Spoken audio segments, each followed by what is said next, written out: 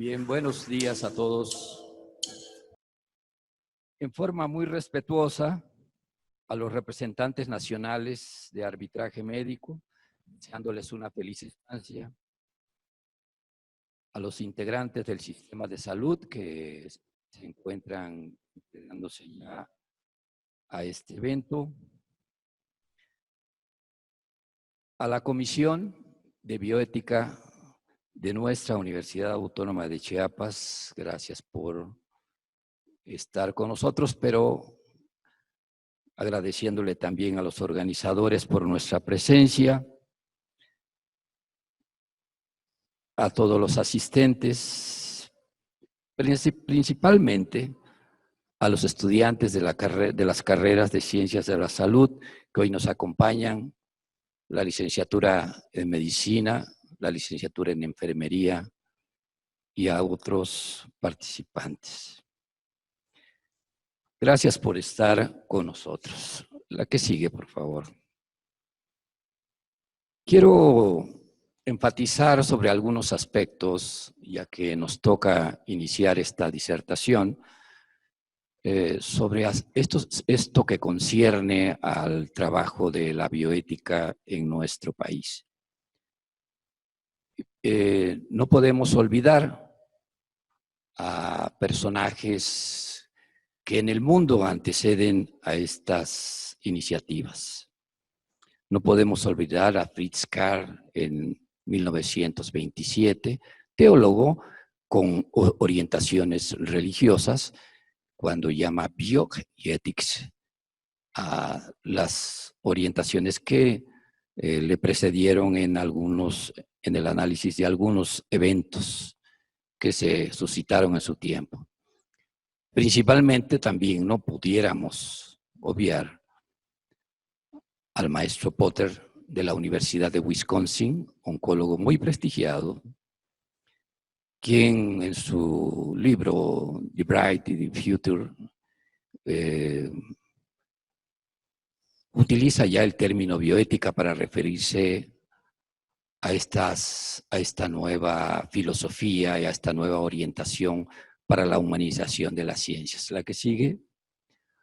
Por esta razón, me permito ahí exponer el concepto de bioética que, según nuestro juicio, integra profundamente el quehacer de esta rama dentro de la filosofía de las ciencias. Este concepto, emitido en la Declaración de la UNESCO, fundamenta el quehacer en el respeto a los derechos humanos, cuyo valor fundamental, como se establece ahí, es la vida, la dignidad, la capacidad de incidir en la cultura, en la historia y contar con un mínimo de bienestar para una vida digna de ser vivida, para una supervivencia digna. En todo ello, uno de los derechos que más apuntan a la dignidad de la persona es el derecho a la salud, mediante la conservación, protección y promoción. La salud entendida como el disfrute del más alto nivel de bienestar físico, mental y social. Así, se establece para nuestro quehacer esa trilogía relevante del siglo XXI. En el nivel científico, la esencia de la ciencia, que es el humanismo. Decimos nosotros que la ciencia no puede estar por encima de los intereses de la persona. La esencia de la ciencia se desvirtúa si no se humaniza precisamente. En el nivel jurídico contamos con los derechos humanos y en el nivel ético contamos con la bioética, con una actitud de reflexión axiológica orientada a preservar la supervivencia humana. Así, en la aplicación de las ciencias de la vida y de la salud, se crean normas jurídicas que son la expresión normativa, los que son determinados por el contenido de una norma ética en una sociedad determinada. La bioética, como nosotros lo observamos ahí, propone vincular la ética con la biomedicina, humanizar la práctica, buscar de manera especial la humanización del ambiente, de la relación médico-paciente, de la familia, en clínicas, hospitales, en centros de atención a la salud y en particular promover el reconocimiento de los derechos de los pacientes a ejercer con sana libertad esta relación. Convencer a los profesionales de la salud de la necesidad de observar la dimensión humana de los pacientes y de incluir en todo juicio ético la dimensión de los problemas de salud, buscando que los criterios éticos para la práctica médica sean una realidad operativa y no solo sirvan como elementos retóricos y decorativos para algunas ocasiones propicias. La que sigue, por favor. Así surge este reclamo, desde varios puntos de vista. El de la bioética tratando de fundamentar principios filosóficos y morales para evitarla, y el legal tratando de registrar al respecto desde sus diferentes aspectos sociales y culturales. Es por ello que el reto para la bioética de nuestro tiempo se desarrolla en un destino ético de la humanidad, en la atención sociosanitaria del individuo y su familia, a fin de que éstas puedan disfrutar de una mayor calidad de vida, entendiendo esto, no solo la satisfacción de necesidades básicas, sino también la satisfacción de las exigencias impuestas para un trato digno, autónomo, equitativo y justo. Sin embargo, esta noción de derecho se ha ido ampliando en la evolución social del hombre cuando se llega al ámbito de los derechos humanos. Es posible observar en esta época que todo ello gozan de mucha popularidad. Derechos de las mujeres, de los niños, de las personas de la tercera edad, de las preferencias sexuales diferentes, del derecho a morir con dignidad, en fin, muchas cosas que conocemos y tratamos. Si observamos el avance de las ciencias sociales y humanas y dentro de ellas el auge del derecho, vemos que a través de la historia se le ha considerado un instrumento para que la persona perjudicada reclame un daño o solicite la reparación de una ofensa en la que fue víctima. Así, la moción de derecho implica la constatación e identificación de un agravio. Cada día hay más avances que afectan no solo a la vida de las personas, sino también a la concepción sobre sí mismo y el valor que le da a su propia esencia. Las implicaciones tienen un impacto profundo en estas nuevas responsabilidades del hombre con la vida y una renovación de la moralidad en nuestros actos. Existe hoy un peligro de que los valores y los derechos, como la libertad y la dignidad, sean trastocados por la utilidad del más fuerte o por la intensidad que se provoca al tener como fin absoluto a la felicidad personal, a los placeres, pensamos nosotros. La presencia de las comisiones de arbitraje médico a nivel local y nacional hacen evidente la importancia que tiene el respeto a los derechos humanos, a los derechos de los pacientes, a los derechos de los médicos, a través de la observancia de los principios éticos vigentes. En el campo de la atención médica y para la aplicación de los principios éticos, recordamos con mucho agrado que en los inicios de este siglo XXI, específicamente en 2001, la Comisión Nacional de Bioética editó y difundió el Código de Bioética para el Personal de Salud. Nosotros en la Comisión de Bioética del Estado ya estábamos presentes con un pequeño grupo y tuvimos el agrado, la satisfacción de revisar los documentos iniciales que después fueron publicados entre otras instituciones. Asimismo, en este mismo año, específicamente en el 2001, la Comisión Nacional de Arbitraje Médico publicó las recomendaciones para mejorar la práctica de la medicina. Unos meses después, la Carta de los Derechos Generales de los Pacientes. Y el 23 de octubre del 2002, la Carta de los Derechos Generales de los Médicos. ¿Qué satisfacciones para iniciar este siglo XXI? ¿Qué orientaciones tan prácticas y tan útiles para lo que hoy nos toca vivir? Alrededor de este tema surgen algunas reflexiones que me permitiré compartir con todos ustedes.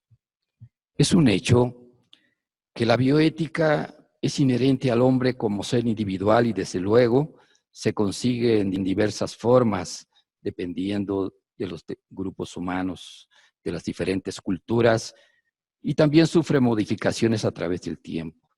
Asimismo, la ética, el estudio, el análisis y guía del comportamiento de cada persona con respecto a sus obligaciones con los demás seres humanos ha sido vital. Y en esta línea se idean la ética médica como aquí la conceptualizamos. Una ciencia que estudia el comportamiento de los médicos en su actuación profesional con todo lo que conlleva esto.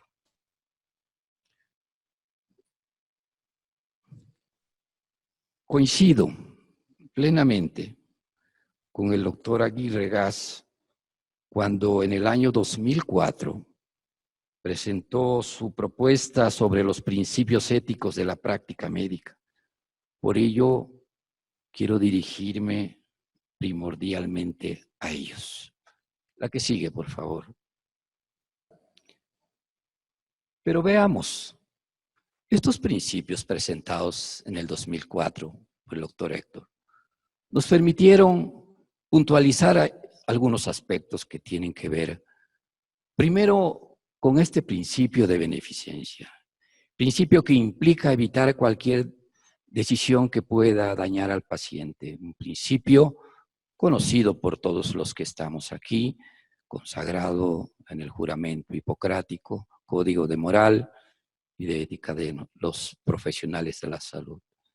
Sin embargo, a este principio se le aunan algunos ordenamientos que tienen que ver con los estándares de calidad, con la observación de lo que en ese tiempo cobró mucho auge, calidad de la atención médica y algunos de sus componentes, sobre todo trato digno, brindar oportunamente atención al paciente, con oportunidad y con el cientificismo posible.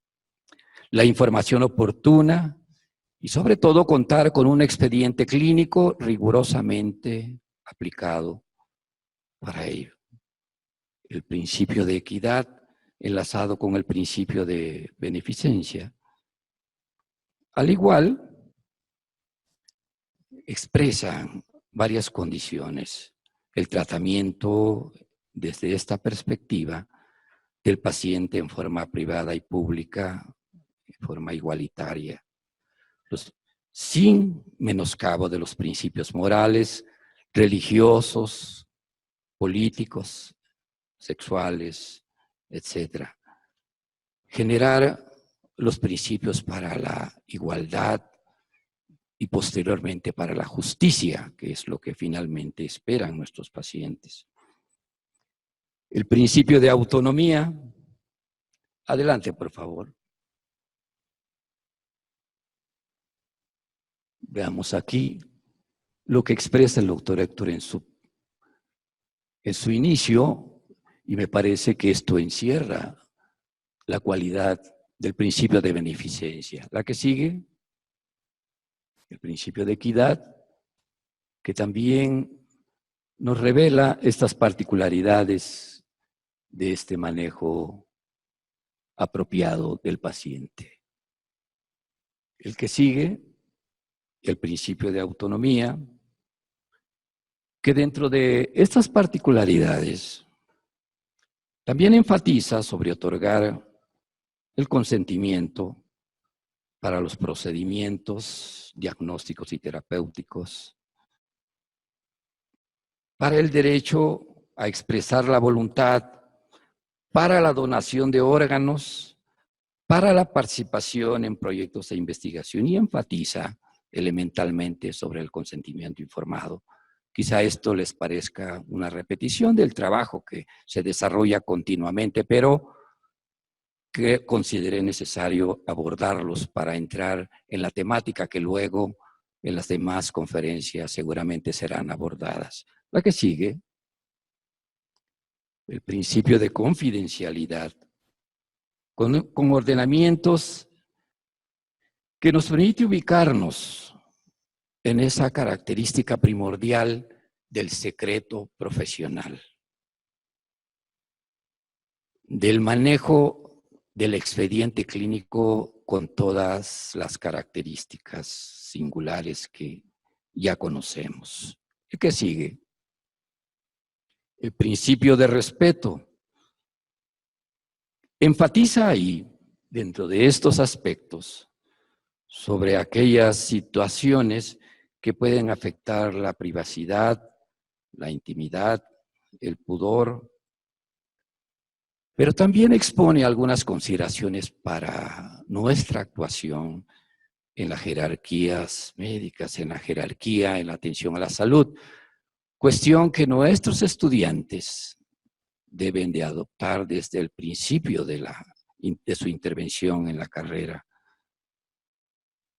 Respeto también a estos principios morales y religiosos del paciente. No solo se trata de cuestiones de cortesía, se trata de cuestiones elementales de la práctica. ¿Qué sigue? El principio de dignidad. Cuando hablamos de dignidad, hablamos del valor fundamental de una existencia. Tratar al paciente con ese apego y decoro que su condición de persona le confiere. Sabemos nosotros que la unidad de la persona, que la integralidad se fundamenta mucho en esta trascendencia, en esta espiritualidad. Reconocemos que somos seres biológicos, que somos seres pensantes, que tenemos derechos y obligaciones, pero que también tenemos espiritualidad y trascendencia para los actos que rigen nuestra vida. En este principio de dignidad se consolida el ordenamiento de evitar el empleo de medidas exageradas o de soporte vital que ocasionen sufrimiento. Y ustedes sabrán que estamos hablando quizá de muerte digna y de otros aspectos que tendríamos que comentar quizá en los talleres. Propiciar para el paciente en estado terminal las mejores condiciones en este periodo de transición. Evitar la humillación. Creo que esto magnifica este concepto. El que sigue, por favor. La solidaridad.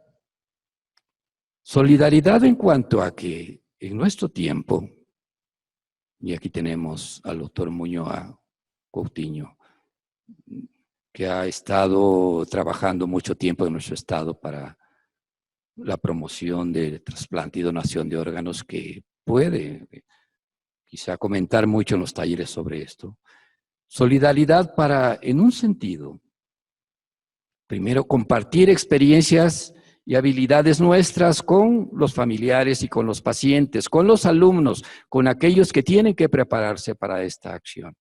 Y no solo hablamos de las experiencias y habilidades clínicas, también de estas experiencias y habilidades que se nos van adjudicando con respecto a nuestra participación en los dilemas, en la resolución de dilemas éticos. Pero sobre todo también promover y participar en la donación de órganos. ¿A qué sigue? El principio de honestidad. Vaya, el apego estricto a la verdad. Recordemos que hay 3 condiciones terapéuticas fundamentales: el respeto, la sinceridad y la empatía que todo profesional de la salud debe de tener en su actuación médica. ¿Contra qué luchamos aquí? Contra la corrupción, por supuesto. La veracidad implica una lucha constante para este cáncer de nuestro tiempo. La que sigue, por favor. Y por supuesto la lealtad. ¿Lealtad qué significa? De acuerdo a todo ello, a corresponder a la confianza que el paciente, que la institución o que la familia ha depositado en el profesional de la salud. Lealtad a nuestra profesión. No es lícito para ningún profesional de la salud abandonar a su paciente bajo ninguna circunstancia. Y este es el sentido de la lealtad. Lealtad para ser digno de nuestra conciencia. Lealtad para hacer nuestro el sentido de la beneficencia, de la no maleficencia. Que sigue, por favor. Y por supuesto, el principio de la justicia. La justicia que podemos verla como el derecho constitucional, amparado en nuestra Constitución, el artículo 4 constitucional, pero que tiene un significado profundo para la población, un significado que va más allá de lo que deseamos nosotros, pero que en suma deseamos alcanzar. Si he expresado mis comentarios con una reflexión de estos principios éticos, como proceso, como procedimiento y como producto, es porque percibo una misma responsabilidad que a todos nos alcanza y de aquello que todos debemos construir. La palabra que debe de sumarse a nuestro esfuerzo es la responsabilidad. La responsabilidad que debería de ser una práctica reactiva. Responsabilidad de prever, de anticipar, de ver para prever, de prever para proveer, de prever para prevenir y en su mayor dimensión para asumir las consecuencias de los actos. Actuar atendiendo las consecuencias significa ejercer la virtud de la prudencia en el desarrollo de nuestro quehacer, en la aplicación constante de los principios éticos para la práctica, el atender los problemas provocados por las ciencias de la vida y de la salud y por el uso constante de las tecnologías al vincularse al bienestar humano. En la atención a la salud, la responsabilidad significa comprender y desarrollar, generar todas nuestras capacidades para resolver conflictos, para argumentar sin coartar ni ofender la capacidad deliberativa, la demostración con el ejemplo de lo congruente del discurso ético con la práctica responsable, con la legitimidad y con la transparencia del acto médico. Es preciso entender que en este mundo de transición y de diversidad, los profesionales de la salud tenemos la obligación de entender a los pacientes en su racionalidad, con las orientaciones de pensamiento de él y de sus familias, personalistas, evolucionistas, liberales, pragmáticos. Bueno, la intención y la práctica es de enriquecer el respeto, la solidaridad, la equidad, la búsqueda incesante de la calidad de la atención médica, nos orienta a identificar por diferentes rutas todo ello, pero destaca por su importancia que muchas de ellas han perdido ese enfoque humanista. Ese enfoque que dimensiona otorgar la atención médico-paciente con oportunidad, conforme a los conocimientos médicos y a los principios éticos vigentes, para satisfacer sus necesidades de salud y sus expectativas. La que sigue, por favor. Están en 3 círculos: los principios éticos, los derechos generales de los médicos y los derechos generales de los pacientes. Esta es la integralidad que se espera en nuestro quehacer profesional. Los trabajadores de la salud y los formadores de recursos humanos en esta área, en estas 3 áreas, reconocemos nuestro compromiso para otorgar la atención con calidad y con respeto a los principios éticos vigentes dentro de estos marcos jurídicos, científicos y humanitarios que nos establecen el derecho de los médicos, el derecho de los pacientes. Los principios éticos son una guía de conciencia que nos conducen al mayor beneficio de nuestros pacientes, y su omisión y violación, todos sabemos nosotros que son motivo de reclamos, que son motivo de sanciones, aplicación de penas, aplicación de algunos enfoques jurídicos. La responsabilidad del cumplimiento de los derechos de los pacientes nos toca a nosotros, quienes en diferentes ámbitos estamos en contacto con situaciones que pueden mejorar o empeorar esta condición. La que sigue, por favor. Considero que debe existir una participación más activa de la comunidad médica y de quienes tienen la fortuna de participar en la formación de los futuros médicos de nuestro país.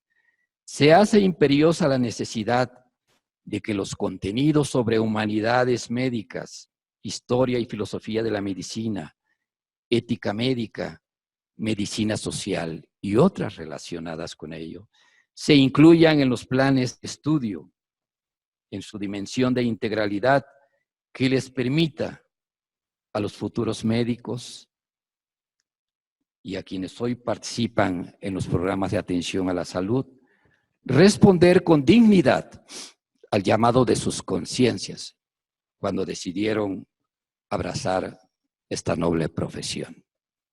Gracias.